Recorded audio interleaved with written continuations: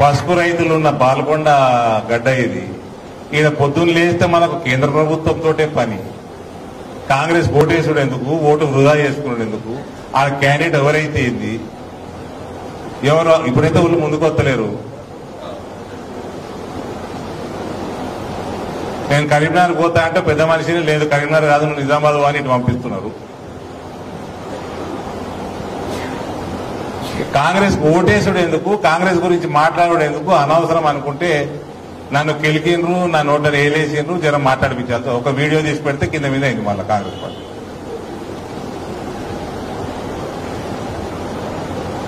అరవింద్కి అహంకారం అని సృష్టిస్తున్నారు. మన మన మన దగ్గర ఉండే కదా ఒక పాత సరుకు ఉన్నది, కొంతగా 2-3 ఉన్నారు, నిల్చుంటే 2000 ఓట్లు రావు. నేను పేర్లు తీసుకోను, ఒక కథ చెప్తా. కథ కాదు, నిజమే చెప్తా. మా నాయన కాంగ్రెస్ అధ్యక్షుడు ఉండే, రాజశేఖర రెడ్డి గారు ముఖ్యమంత్రిగా ఉండే. ఆయన ఎట్లా నడిపిండో అందరూ తెలిసిన విషయమే. ఓ పెద్ద మనిషి వచ్చాడు మా ఇంటికి 2008లో. ఏం రాబోయే సీను, అసలు మెసలు ఇస్తలేరు పార్టీలు, అసలు మెసలు ఇస్తలేడు రాబోయే కాదా రాజశేఖర రెడ్డి. ఇక మీరు ఊహించుకోండి.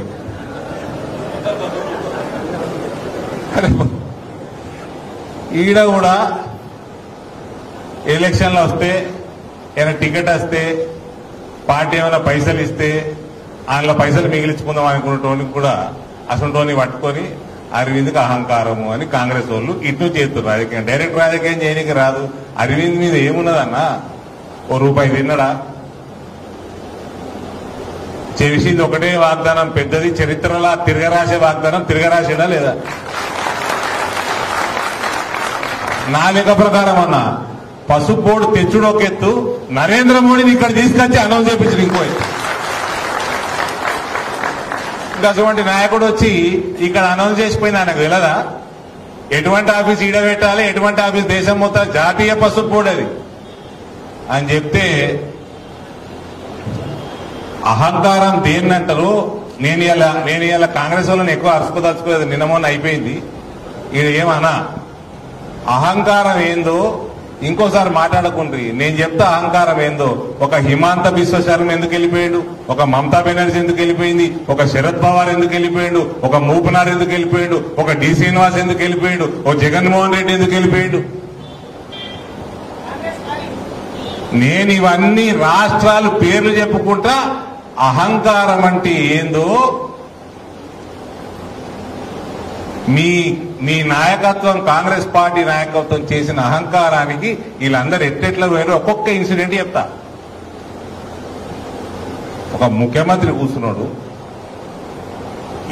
ఆనాడు ఆయన చనిపోయిండు, ఆయన పక్కకి ఒక యువ నాయకుడు కూర్చున్నాడు.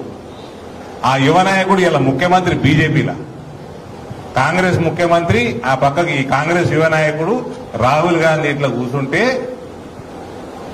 4 గంటలు వేడి చేపించి 3.5 గంటల తర్వాత చాయ్ బిస్కెట్ పంపించి 4 గంటల తర్వాత 2 కుక్కల్ని తీసుకొని వచ్చి ఇలా ప్లేట్లకి వెళ్ళి బిస్కెట్లు తీసి కుక్కకేసిండు. దాన్ని అంటారు అహంకారం. కాంగ్రెస్ లో ఉన్న నాయకులందరికీ చెప్తున్నా, మీ కాంగ్రెస్ పార్టీది చిట్టా తెలుసు, నాకు చిట్టా తెలుసు. నా జోలికి రాగుర్రి దయచేసి. మీకు ఎవరన్నా క్యాండిడేట్ ని పెట్టుకోండి, మీరు ఏమన్నా ఓట్లాడుకోండి, నేను మర్యాద ఓట్లాడదు ఎలక్షన్. కానీ నా మీద ఏదైనా రుద్దాలనుకుంటే మీ ప్రతి చిట్టా తెలుసు. మీకన్నా తెలంగాణ కాంగ్రెసే తెలుసు, నాకు కాశ్మీర్కి వెళ్ళి కన్యాకుమారి మొత్తం తెలుసు కాంగ్రెస్ పార్టీ. ఊకే పరువు తీపించుకోకూరి, మీది మీరే సెల్ఫ్ గోలు. అద్దాలు పెడతాడు అరవింద్ అహంకారం. ఎందుకు అహంకారం? ఊరికే అదే రకంగా ఇప్పుడు కన్నా పసుపు రైతుల మీద ఏమైనా ప్రేమ ఉంటే వాళ్ళకేమైనా మేలు చేసే కార్యక్రమం చేయాలి. పసుపు బోర్డు వచ్చింది, దానికి కార్యాలయాలు వస్తాయి, ఈయనే కాదు దేశవ్యాప్తంగా వస్తాయి. ఏమేమైతున్నాయి నాకు తెలుసు కదా. అయినో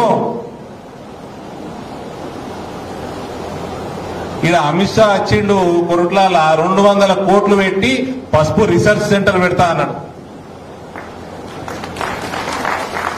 పసుపు ఎగుమతులు 400% పెంచుతాం ఇంకా అన్నారు. మీకు చేతనైతే పసుపు రానున్న కాలంలో రేట్లు పెరుగుతాయి, ఇంకింత దాని రేట్లు పెంచనీకి మీకు చేతనైతే మీ రాష్ట్ర ప్రభుత్వం మీద ప్రాసెసింగ్ యూనిట్ పెట్టుంది. రాష్ట్ర ప్రభుత్వం ప్రాసెసింగ్ యూనిట్ పెట్టుంది. లేదా బిజినెస్ వాళ్ళకి ఫ్రీ ల్యాండ్ అలొకేట్ చేస్తామని చెప్పుండ్రి, వాళ్ళకి ఇన్సెంటివ్లు ఇవ్వండి, రిజిస్ట్రేషన్ ట్యాక్సులు మాఫ్ చేయండి, నీళ్ల కనెక్షన్లు, రోడ్ కనెక్షన్లు, కరెంటు కనెక్షన్లు ఫ్రీగా తెచ్చేయండి. గుజరాత్ లా నరేంద్ర మోడీ ఇవన్నీ చేసే గుజరాత్ని పెంచుకున్నాడయ్యా.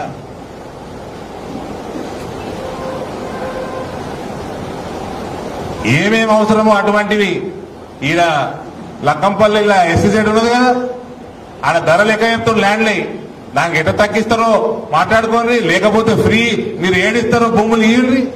గవి మాట్లాడారు కానీ ఇంకా ఆయన వచ్చి ఇక్కడ చెప్పినాక నిజామాబాద్ ఆఫీస్ పెట్టాలి, కానీ వెళ్ళదా నిజామాబాద్ ఆఫీస్ పెట్టాలి.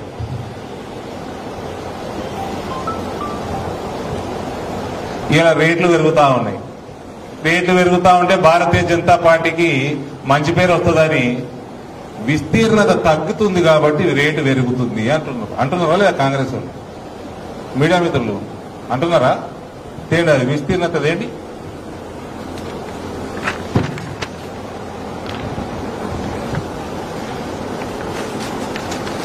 మన నామినేషన్ వేసిన ఉన్నారా ఇక్కడ? ఓ మా మహేందర్ ఉన్నాడు కదా.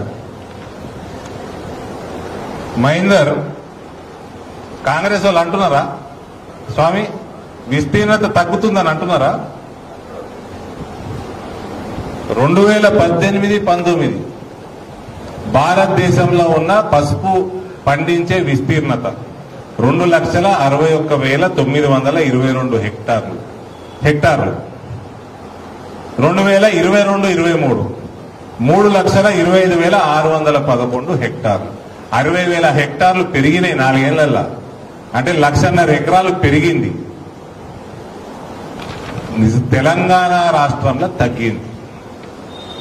పసుపు రేట్లు తెలంగాణలో ఎంత వండుతుందో దాని మీద ఉండదు. పసుపు రేట్లు అంతర్జాతీయ రేట్లు, జాతీయ రేట్లు, భారతదేశం మొత్తంలో ఎంత పసుపు పడుతున్నది దాన్ని బట్టి ఓవరాల్ సప్లై మీద ఉంటుంది. సప్లై పెరిగింది, తగ్గలేదు. మీడియా మిత్రులు బాగా రాయండి, కాంగ్రెస్ వాళ్ళకి కనబడేటట్టు.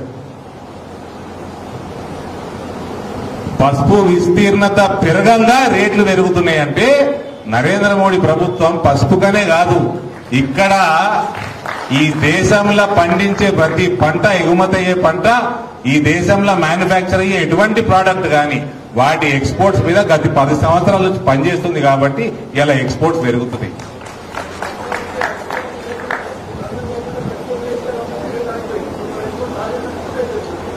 ఇలా కాంగ్రెస్ వాళ్ళు ఊకే నా మీద ఎగబడే బదులు ఎందుకు ఇక్కడ విస్తీర్ణత తగ్గింది దాని మీద తెలిసినాక అన్ని దొంగ రాజకీయాలు, అబద్దాల రాజకీయాలు చేస్తూ ఉంటాం.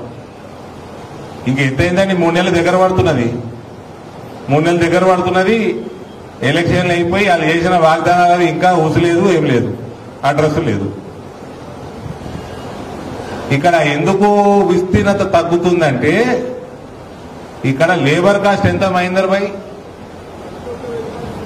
1000 రూపాయలు. మహారాష్ట్రలో ఎంత?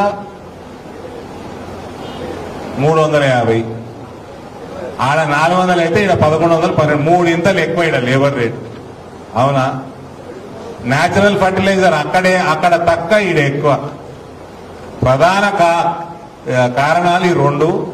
ఆడ 3,000 లోపల పెట్టుబడి అయిపోతుంది క్వింటల్కి, ఈడ 5,500 అవుతుంది పెట్టుబడి.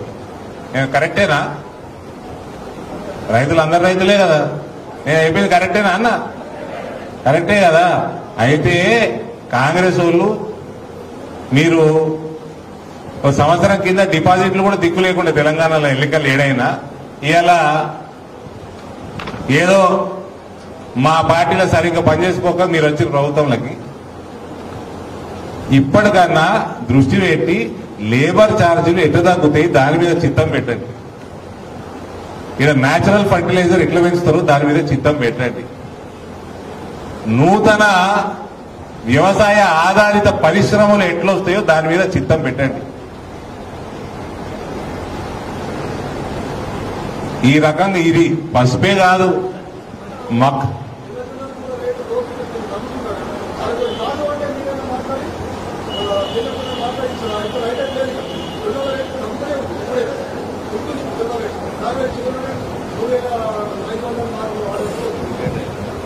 సిండికేట్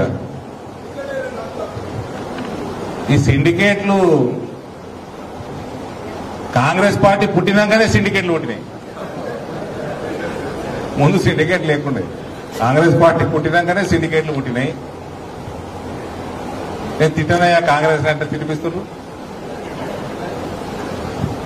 చెరుకు ఫ్యాక్టరీలు సరే ఇప్పుడు జీవన్ రెడ్డి గారు తిరుగుతున్నారు, ఆయన క్యాండిడేట్ అని తిరుగుతున్నారు కదా పెద్ద మనిషి జీవన్ రెడ్డి గారు.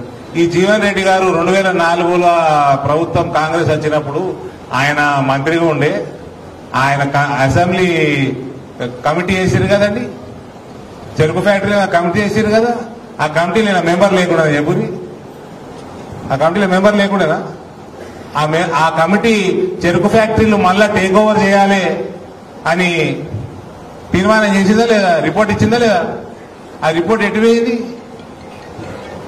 ఆ రిపోర్ట్ ఇచ్చినాక కూడా 7-8 సంవత్సరాలు ఇలా ప్రభుత్వం ఉండే. మళ్ళీ అదే జీవన్ రెడ్డి గారు వెళ్ళొచ్చి మళ్ళీ మేము చెరుకు ఫ్యాక్టరీలు తిరుగుతామంటారు. మళ్ళీ దాని మీద కమిటీ అంటున్నారు, నెల రోజులు అంటున్నారు, 2 నెలలు అంటున్నారు. మళ్ళీ ఇవన్నీ నీకే పైసలు లేవు, కేసీఆర్ అంతా నాకేసిండు, మొత్తం ఆర్థిక వ్యవస్థ అంతా శ్వేతపత్రాలు తీస్తున్నారు, తిరుగుతున్నారు. ఇలా కొత్త ఏమున్నది? మీ కొత్త కమిటీ ఎందుకు? మీ పాత కమిటీ ఇచ్చిన రిపోర్ట్ ఉన్నది కదా, మీ ప్రభుత్వమే కదా. కొంచెం ఖర్చు ఎక్కడో తక్కనే అవుతుంది, ఓపెన్ చేసేయాలి కదా. 53 చెరుకు ఫ్యాక్టరీలు ఓపెన్ చేసిన ఘనత భారతీయ జనతా పార్టీ నరేంద్ర మోడీ సర్కార్ది. 53 చెరుకు ఫ్యాక్టరీలు బంద్ అయినాయి దేశంలో. ఇక్కడ ఒక దిక్కుమాల ప్రభుత్వం ఉండే వాళ్ళు పనిచేయకపోవు. ఏ పంటకి ఏ ఫ్యాక్టరీలు ఏ పంటకి ఏం చేస్తే మేలవుతుంది నరేంద్ర మోడీకి పూర్తిగా అవగాహన ఉన్నది. దాని మీద రీసెర్చ్ జరుగుతుంది. ఆ రీసెర్చ్ ప్రకారం దాని మీద రిపోర్ట్ తయారవుతుంది. ఆ రిపోర్ట్ ప్రకారం పని ఇంప్లిమెంట్ అవుతుంది. అందుకనే ఆయన ఎలక్షన్ల మీద ఎలక్షన్లు గెలుస్తూనే ఉంటాడు. ఇవాళ ఆ నరేంద్ర మోడీ ఎన్నిక ఇది కాంగ్రెస్ కోటేశ్వరం ఎందుకు వేస్ట్ కదా.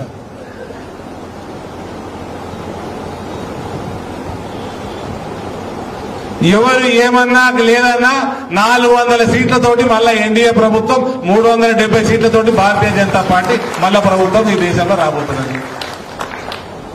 కాంగ్రెస్ వాళ్ళు పాపం వాళ్ళు 50, 60, 70 లెక్కలేసుకుంటారు. ఆ లెక్కలేసుకుప్పటి నుంచి 20 మంది విగ్రహాలకి.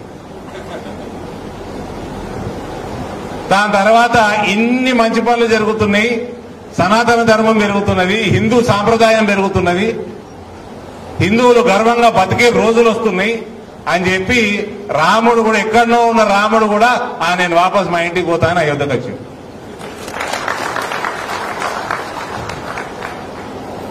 వీళ్ళు మహిళలు ఉన్నారు. మహిళా గ్రూపులకి 6,300 కోట్లు నా పార్లమెంట్ నియోజకవర్గంలో మహిళలకి నరేంద్ర మోడీ రుణాలున్నాయి.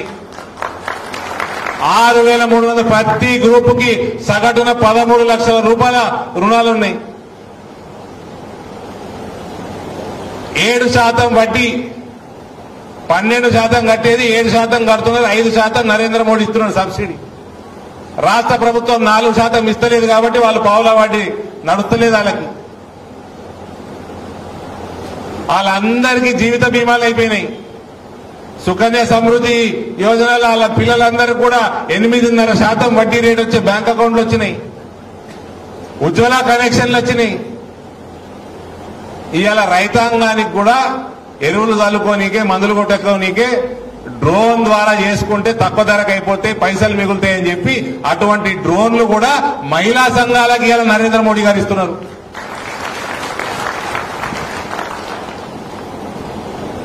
ఆయుష్మాన్ భారత్ పథకాలు ఇక కాంగ్రెస్ పవర్ కట్.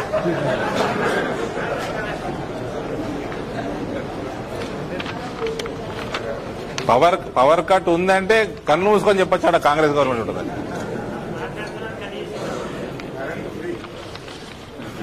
ఫ్రీయా అంటే కరెంట్ ఫ్రీ అయిపోతుంది రాష్ట్రంలోకి వెళ్ళి. Current free state.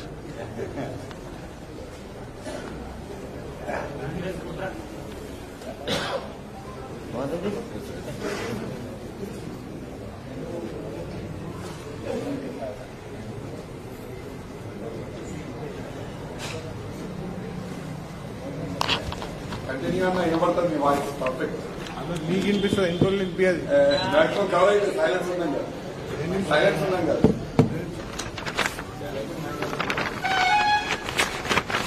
కాబట్టి మీడియా మిత్రులు కోరేది నేను, పసుపు విస్తీర్ణత పెరుగుతుంది దేశంలో. మన దగ్గర ఈ 2-3 ఇతర కారణాల వల్ల తగ్గుతున్నది. దానికి ఏం చేస్తారో చెప్పాలి కాంగ్రెస్ వాళ్ళు. అబద్దాలు చెప్పొద్దు. గ్యారంటీలు అన్నారు. పేర్లు మాత్రం ఎంత మంచిగా పెడతారంటే, పేరు పెట్టేటప్పుడు మాత్రం సనాతన ధర్మం యాదకొస్తుంది. మహాలక్ష్మి, ధనలక్ష్మి, గృహలక్ష్మి, గృహజ్యోతి, అప్పుడు యాదకొస్తాయి. హిందువులు యాదకొస్తారు. అందులోకెళ్ళి ఇప్పటిదాకానైతే ఏం రాలే. ఉన్న బస్సులలో మహిళల్ని దొరగొట్టిర్రు, పురుషులు తీసేసారు. పురుషులు కొత్త బస్సులు తేలే. 200 యూనిట్లు ఫ్రీ అన్నారు, 200 యూనిట్లే ఇచ్చేటట్టున్నారు.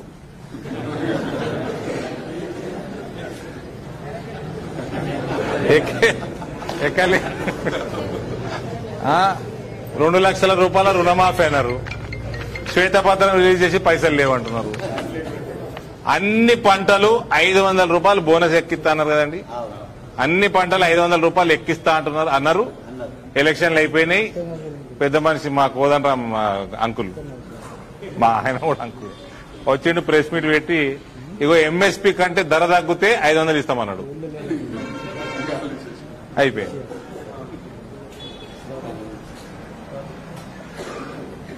ఇప్పుడు కొత్త ఫస్ట్ ఏమో బీజేపీ బీఆర్ఎస్ దోస్తులు అన్నాడు. తుర్కోలోట్లన్నీ వేసుకపోయారు. తుర్కోలందరూ అటువై ఇవ్వాలా, అరే కాంగ్రెస్ అంతా కాలవుతుందని వాళ్ళు పరిశాన్ అవుతారు. బీజేపీ ఓడాపాలరా, ఇది ఆపుతాడేమనుకొని వస్తే వీళ్ళందరూ ముఖ్యమంత్రులు, కేంద్ర మంత్రులు అందరికి బీజేపీలకు దిక్కుతున్నారు అని వాళ్ళు పరివేశాను ఉన్నారు తుర్కోలు. ఆ కేసీఆర్ అన్న ఇంతో అంతో బీజేపీని ఆపుతుండే, వీళ్ళైతే మొత్తం గంపగుత్త అమ్మేటట్టున్నారు రాబోయే. మళ్ళా ఇప్పుడు బీజేపీ బీఆర్ఎస్ అలయన్స్, మళ్ళా తుర్కోళ్ళని మళ్ళా బకరా చేస్తారు. మళ్ళీ వీళ్ళు తుర్కోళ్ళకి ఏమైనా చేసిర్రా 75 ఏళ్ల కాంగ్రెస్ పార్టీ వాళ్ళు అంటే లొట్టపీసి చేసిర్రు. ఏం చేయలేదు తుర్కోళ్ళకి. ఇప్పుడు వీళ్ళు గివ్వే చెప్పినే ఇస్తలేరమ్మా. మీ మహిళలను అడుగుతా ఉన్నా, మీకు పావలా వడ్డీ పైసలు ఇస్తారా? ఇతలేరు. వీళ్ళు కూడా ఇచ్చే పరిస్థితి లేదు. నరేంద్ర మోడీ భారతీయ జనతా పార్టీ ప్రభుత్వాలల్లా 10 పైసలకు ఉన్నది. పావలా వడ్డీ కాదు, 10 పైసల వడ్డీ.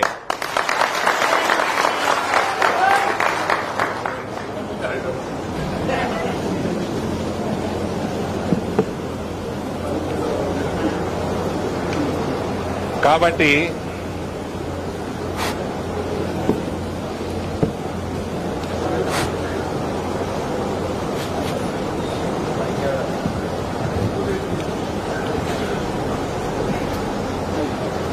రిపోర్ట్ అవుతుంది.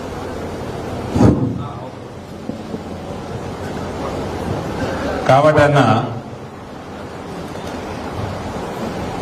ఈ దేశ ఆర్థిక వ్యవస్థని అమెరికా, చైనా తర్వాత తీసుకొచ్చిన నరేంద్ర మోడీకి అనేక రకాలుగా రైతాంగానికి 19,000 రూపాయల సబ్సిడీ, ప్రతి ఎకరానికి 19,000 రూపాయల సబ్సిడీ యూరియాల మీద, డిఏపీల మీద ఇచ్చే నరేంద్ర మోడీకి, మహిళా సంఘాలని బలపరుస్తున్న నరేంద్ర మోడీకి ముద్రా లోన్లు మన పార్లమెంట్ నియోజకవర్గంలో 1900 కోట్ల ముద్రా రుణాలు శాంక్షన్ అయి ఉన్నాయి. ఇక్కడ మొన్న నేను వచ్చినప్పుడు ఈయన్నే బాల్కొండల్ని ఒక ఆయన పేపర్ కప్పుల ఇది పెట్టుకున్నాడు, ఫ్యాక్టరీ పెట్టుకున్నాడు మన పిల్లగాడు. జోరుదారు నడుస్తున్నాయి. కాబట్టి ఇటువంటి నరేంద్ర మోడీ గారు ఎన్నికొచ్చినప్పుడు ప్రజలందరూ బ్రహ్మరథం పడతా ఉన్నారు. బాల్కొండ నియోజకవర్గంలో కూడా పసుపుకి అడ్డా కాబట్టి చెప్తున్నా, పసుపు పంటకి మొత్తం కేంద్ర ప్రభుత్వంతో పని. ఎవరైతే మన చిరకాల వాంఛ తీర్చిండో ఇవాళ మన 14,000 రూపాయలు మన ఖర్చుటట్టు చేస్తున్నాడో, మన ఏదైతే పసుపు యొక్క పునర్వైభవం తీసుకొచ్చిండో అటువంటి వ్యక్తిది ఆయన ఎలక్షన్ ఉన్నప్పుడు మనం ఇక కళ్ళు మూసుకొని కమలాన్ని కుదురు తప్ప వేరే పని చేయొద్దు. మనము రైతన్నలందరూ కూడా దయచేసి ఓటు వేయండి, ఓటు వేపియండి.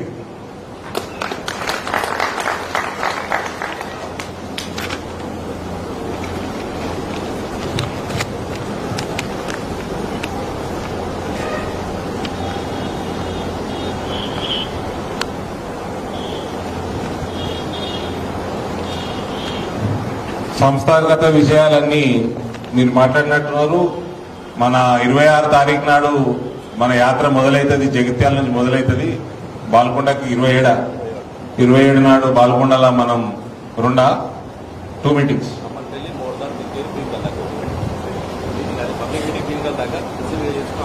భీమగల్ల meeting, కమ్మర్పల్లికి rally. సో ఆ యాత్రను కూడా సక్సెస్ఫుల్ చేయాల్సిందిగా కోరుతా ఉన్నా. మరోసారి కేంద్ర ప్రభుత్వం రాష్ట్ర ప్రభుత్వం యాడ్ చేస్తున్న వేల్పూర్లో ఎన్ని ఎకరాలు ఉన్నాయండి? 32 42 ఎకరాలు. అది స్పైసీస్ పార్క్. ఆ 42 ఎకరాలు కూడా ఆఫీస్ ఎక్కడ పెడుతున్న రాసుడు కాదు, 42 ఎకరాలు జాతీయ పసుపు బోర్డుకి అప్పయ్యపూర్రి. మీరు ఎట్లా అది ఎప్పుడు పెట్టినా? అది ఎప్పుడు పెట్టిరు? 42 ఎకరాలు ఎప్పుడు ఇచ్చిర్రు? కాంగ్రెస్ ఉన్నప్పుడేనా? టీఆర్ఎస్ ఉన్నప్పుడు. ఇక వీళ్ళు భూమి కూడా ఇయ్యలే, టీఆర్ఎస్ భూమి అని ఇచ్చాడు. దాన్ని దయచేసి జాతీయ పసుపు బోర్డుకి అప్పచెప్పండి. పసుపుకి సంబంధించిన మక్కకి అమిత్ షా ఇచ్చిండు, మక్కతోటి ఇథనాల్ తయారు చేస్తా అన్నారు, అటువంటి ఫ్యాక్టరీలు పెడతా అన్నారు. అవి తెచ్చుకుంటే మీరు ఏమి ఇన్సెంటివ్లు ఇస్తారో చెప్పండి. ఎథనాల్ ఫ్యాక్టరీలో మన ప్రతి సంవత్సరము ఈ మన బ్రోకెన్ రైస్, బాయిల్ రైస్ పంచాయతీలు ఎందుకు? ఆ బ్రోకెన్ రైస్ తోటి ఇథనాల్ తయారు చేసుకోవచ్చు, రైస్ బ్రైన్ ఇండస్ట్రీలు పెట్టుకోవచ్చు. ఇవన్నీ అన్నా సరే, పొరపాటో మాదో ఎవరిదో మిస్ అయిపోయింది. బీజేపీ ప్రభుత్వం వస్తే ఇవన్నీ అవుతాయి. వాళ్ళ రాష్ట్రాలలో బీజేపీ రాష్ట్రాలు ఇవన్నీ అయితేనే ఉన్నాయి. ఉపాధి కలుగుతుంది, ఉపాధి పెరుగుతుంది, గల్ఫ్ మైగ్రేషన్ రివర్స్ వస్తుంది. ఇక్కడ మళ్ళా మన లేబర్ కాస్ట్ తక్కువ వస్తాయి. మన మహారాష్ట్ర తోటి కంపీట్ చేసుకోవచ్చు పసుపు రైతులు కూడా. ఇలా మనకు 13,000 వచ్చినా ఆయనకి మహారాష్ట్రానికి 10,000 వచ్చినా సేమే. మనం 2,500-3,000 ఎక్కువ పెట్టుబడి పెడుతున్నాం. కాబట్టి రాష్ట్ర ప్రభుత్వం లేబర్ ఛార్జీలు ఎట్లా తగ్గిస్తారు, లేదా మీరు ఇస్తారా? ఇవ్వండి 2,000 రూపాయలు. 13,000 ఉండని 15,000 ఉండని. నేను చెప్తున్నా 20,000 దాటిస్తా నెక్స్ట్ ఇయర్. 20,000 దాటిస్తా. నేను దాటిచ్చిన దానికి మీరు సంకలు గుద్దుకోవద్దు. రాష్ట్ర ప్రభుత్వం ఇక్కడ లేబర్ కాస్ట్, రాష్ట్ర ప్రభుత్వాలు చక్కగా పనిచేయక లేబర్ కాస్ట్ ఎక్కువ ఉన్నది. 2,500 రూపాయలు ఎక్కువ అవుతుంది. 2,500 రూపాయలు ఇవ్వరు. మరి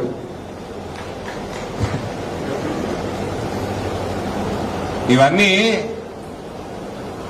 వాష్ బేసిన్ల చేపలు పెట్టే పనులు చేయకూడదు కాంగ్రెస్ వాళ్ళు. మీరు ఏం చేస్తారో చెప్పుండ్రి. మరోసారి బల్ల బుద్ధి చెప్తున్నా, కాంగ్రెస్ ఓటేసి వేస్ట్. 400 సీట్లతోటి మోదీ ప్రధానిగా రాబోతున్నాడు. రామరాజ్యం రాబోతున్నది. వీళ్ళు నడిపిస్తున్నది తుర్కరాజ్యం. ఇది బంద్ చేయాలా? ఈ పనులన్నీ ఒక ఎత్తు, అభివృద్ధి ఒక ఎత్తు, రైతాంగం ఒక ఎత్తు. మనకి ప్రతి ఇంట్లో ఉండాల్సింది మళ్ళా మనం మన సనాతన ధర్మం. దాన్ని కాపాడుకోవాల్సిన బాధ్యత కూడా మనమే. ఎప్పుడు ధర్మాన్ని కాపాడితే ధర్మం మనని కాపాడుతుందని విన్నాం కదా. ధర్మాన్ని కాపాడితేనే అభివృద్ధి అవుతుందండి. ఇవాళ ధర్మాన్ని కాపాడుతున్నాడు కాబట్టి నరేంద్ర మోడీ ప్రపంచ వ్యాప్తంగా భారతదేశం అభివృద్ధి అవుతున్నాడు. మన హిందూ ధర్మం బలంగా అవుతున్నది కాబట్టి శాంతియుతంగా అంత దేశమంతున్నది. చైనా ఫ్యాక్టరీ పెట్టేటోడు ఇటే వస్తున్నాడు. ఈయన కప్పలు తింటాడు, నక్కలు తింటాడు, పాములు తింటాడు, ఏ రోగాలు వచ్చి పాడతాయి అని అందరు ఇటే వస్తున్నాడు. ఇది ఎందుకు? మనం ధర్మాన్ని కాపాడుకుంటున్నాం. అది ధర్మాన్ని కాపాడుతుంటే దేవుడు చల్లగా చూస్తాడు. అభివృద్ధి మొత్తం, ప్రపంచంలోని అభివృద్ధి మొత్తం మన దగ్గరికి తీసుకుంటాడు. పాకిస్తాన్ వాడు పెట్టుకున్నాడు మనతో. ఏమే బిచ్చం అడుక్కునే గట్టికి వచ్చింది.